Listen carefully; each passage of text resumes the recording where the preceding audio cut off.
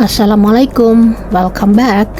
Kalau kita bicara soal akhir zaman, ada satu nama yang pasti bikin bulu kuduk berdiri, adalah Dajjal.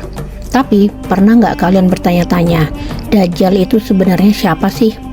Apakah dia monster atau sebenarnya manusia biasa yang punya kekuatan luar biasa? Banyak riwayat menyebutkan kalau Dajjal atau yang dulu dikenal sebagai Samiri punya asal-usul yang sangat kelam. Katanya dia lahir dari sebuah hubungan yang terlarang dan masa kecilnya dirawat oleh makhluk yang bukan manusia. Penasaran gimana ceritanya? Yuk kita bedah bareng-bareng. Kisah ini dimulai ribuan tahun yang lalu, jauh sebelum zamannya Nabi Musa. Orang tua Dajjal dikabarkan berasal dari sebuah desa kecil bernama Rablah. Yang mengejutkan, mereka sebenarnya adalah saudara kandung yang nekat menikah tanpa ikatan resmi. Karena perbuatan ini, mereka diusir dan akhirnya tinggal di daerah pedalaman bernama Samiri. Pasangan ini lama banget gak punya anak, sampai akhirnya lewat sebuah mimpi yang aneh yang diyakini sebagai hasutan iblis. Mereka melakukan ritual di sebuah kuil pemujaan anak lembu. Singkat cerita, sang ibu hamil, tapi kehamilannya nggak normal guys. Dia mengandung selama 13 bulan. Saat Dajjal lahir, ibunya meninggal dunia. Dan bayi itu lahir dengan kondisi fisik yang nggak biasa. Kepalanya besar, matanya cacat, dan kulitnya bersisik seperti ular. Karena dianggap pembawa sial oleh warga desa, kuil tempat Dajjal berada hendak dibakar. Tapi atas kehendak Allah, malaikat Jibril menyelamatkan bayi ini dan membawanya ke sebuah pulau terpencil yang sangat indah. Di pulau inilah Dajjal dibesarkan. Pengasuhnya bukan manusia, melainkan seekor binatang aneh yang bernama Al-Jassasah yang bisa bicara bahasa manusia. Menariknya, Jibril sendiri sesekali datang untuk menengok. Di sana Dajjal diberikan pilihan. Kalau dia mengikuti jalan Jibril dan para nabi, dia akan jadi pemimpin yang mulia.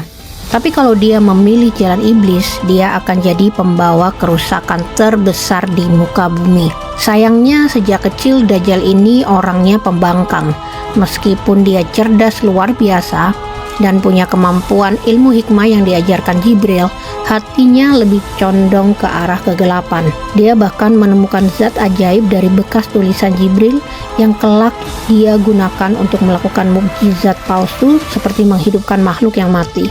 Beranjak dewasa, Dajjal yang memakai nama Samiri mulai berkelana ke dunia luar. Dia nggak menua, fisiknya tetap bugar meski usianya sudah ratusan tahun. Di zaman Nabi Musa, Samiri ini sempat jadi asisten sang nabi loh.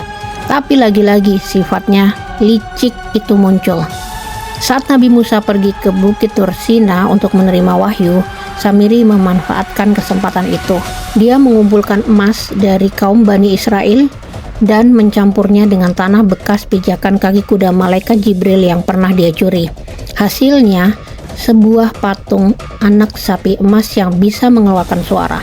Dengan trik ini, dia berhasil menyesatkan banyak orang untuk menyembah patung itu.